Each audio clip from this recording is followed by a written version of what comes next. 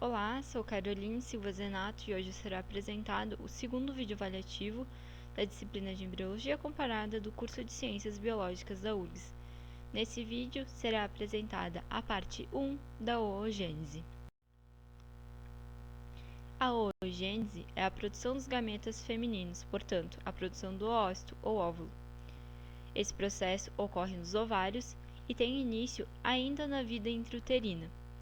No entanto, a continuação da oogênese se dá entre a puberdade e a menopausa e só é concluída no momento da fertilização.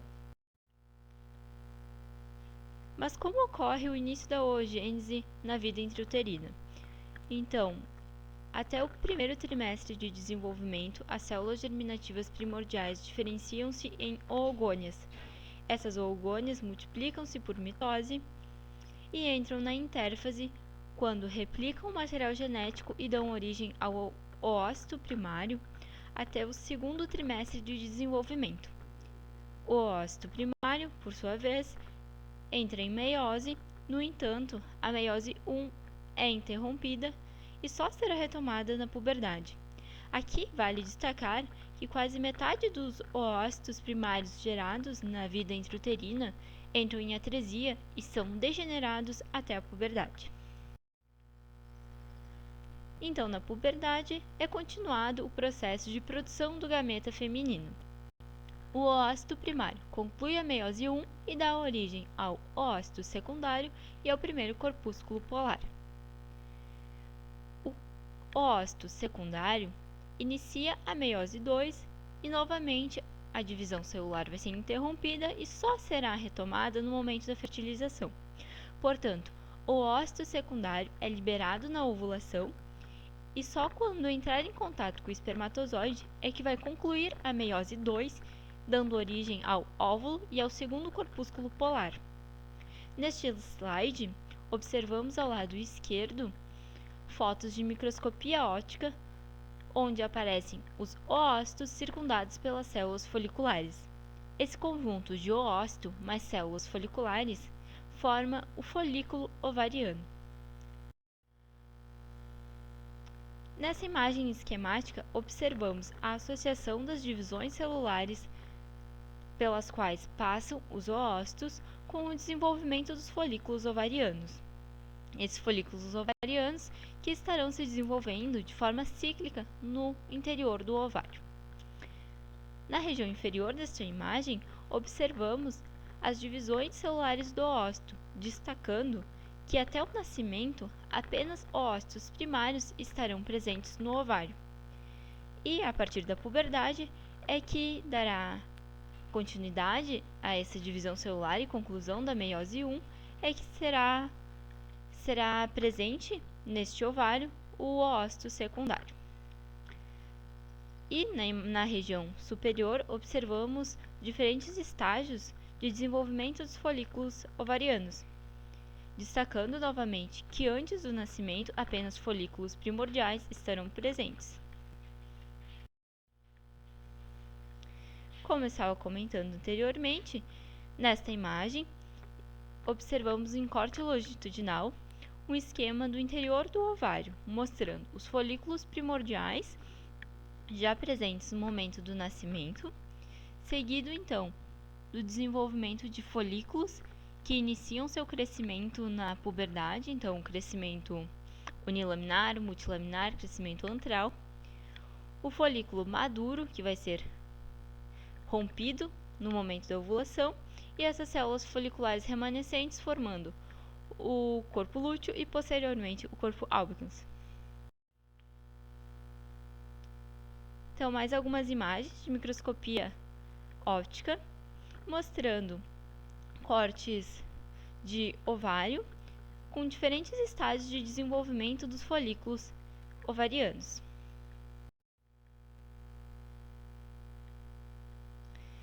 Então, no nascimento estarão presentes os folículos primordiais, que são compostos pelo oócito primário e por células foliculares pavimentosas.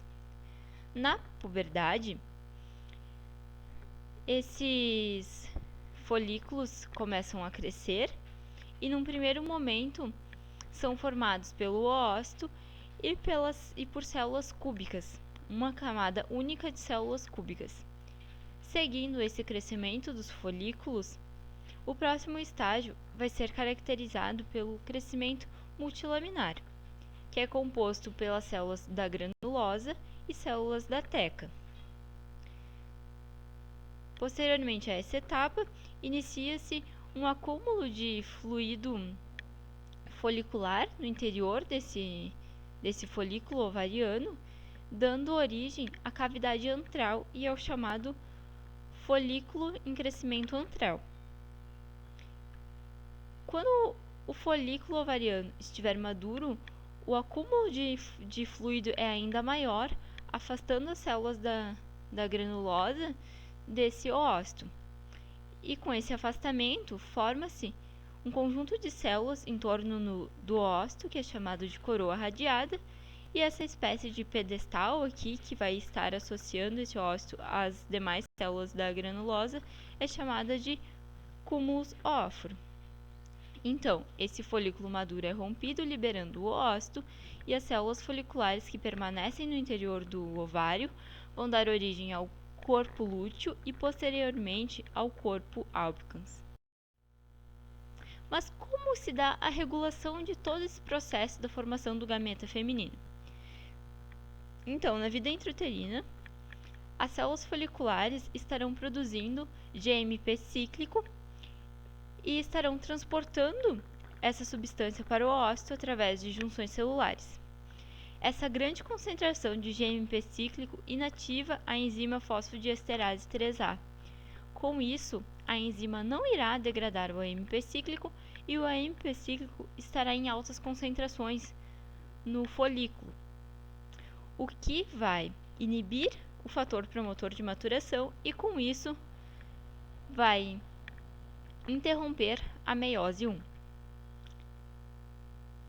Quando em puberdade, o LH vai ter ação sobre as células foliculares, interrompendo essa ligação entre as junções celulares célula folicular oócito, o que diminui a quantidade de GMP cíclico circulante e ativa a fosfodiesterase 3A.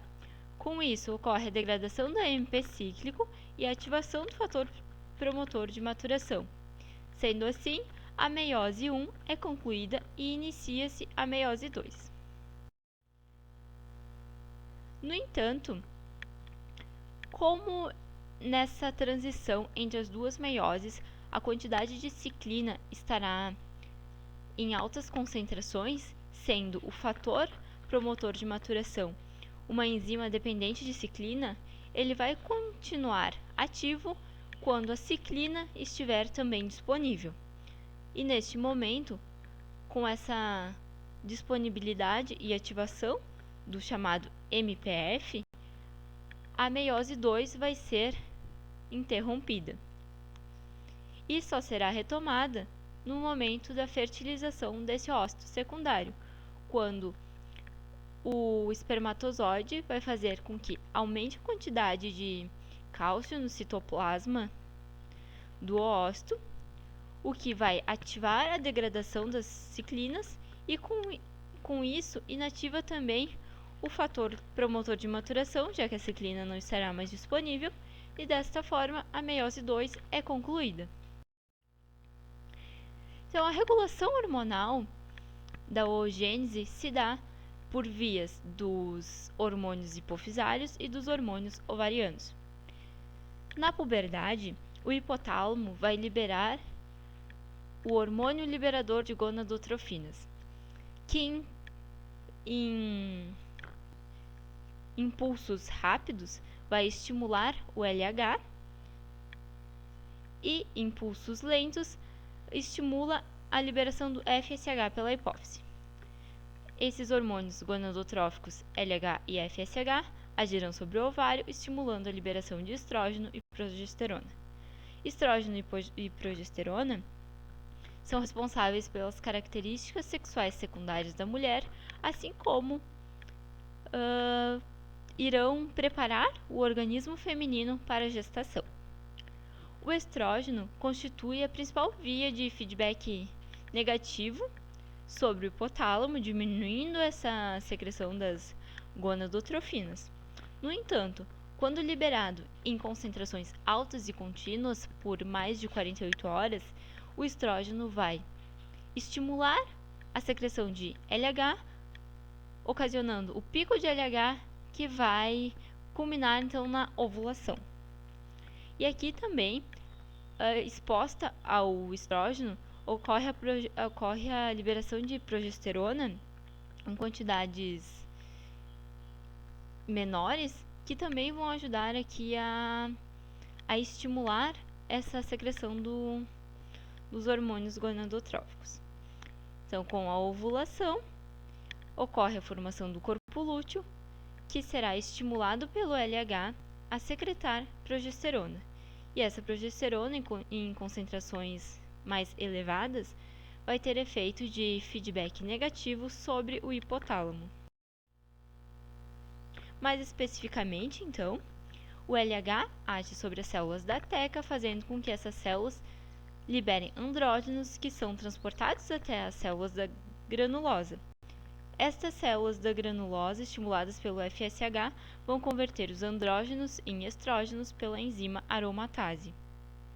Os estrógenos continuam se retroestimulando as células da granulosa e vão ocasionar o pico de LH, que vai gerar a ovulação e posterior secreção de progesterona, como eu tinha dito antes, que vai ter um feedback negativo sobre o hipotálamo.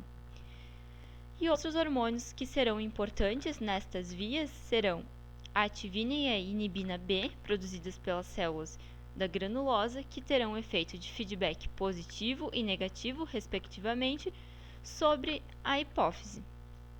E também a inibina A, produzida pelo corpo lúteo, que vai inibir a secreção dos hormônios gonadotróficos. Então, nessa imagem, resume-se esse efeito dos hormônios sobre o estágio do ciclo ovariano, destacando que as concentrações altas de estrógeno são seguidas pelo pico de LH, que vai ocasionar a ovulação. Pós-ovulação, com a formação do corpo lúteo, ocorre a maior concentração da progesterona. Por fim, é importante ressaltar algumas doenças que ocorrem nos ovários. Dentre elas, o cisto ovariano, que vai ser ocasionado pela falta do rompimento do folículo ovariano ou pela ausência da regressão do corpo lúteo. Com isso, ocorre um acúmulo de líquidos ou de sangue nesses folículos, ocasionando irregulações do ciclo menstrual e uma sensação de peso, desconforto e dor abdominal. No entanto, esses casos clínicos também podem ser assintomáticos. Outra patologia comum é a síndrome do ovário policístico, onde os folículos não se desenvolvem, então não maturam devido à baixa concentração de FSH sanguínea. E esses folículos não ovulados acumulam-se no ovário. Então, são diversos cistos que são acumulados nesse ovário. E nesses casos, ocorre que o LH estará bastante elevado na corrente sanguínea, o que terá um efeito de estímulo dos estrógenos via conversão dos hormônios andrógenos, que vai continuar inibindo o FSH e mantendo esse ciclo da patologia. Então, são essas as informações que considerei importante trazer nessa primeira parte da oogênese. Então, obrigada e até o próximo vídeo.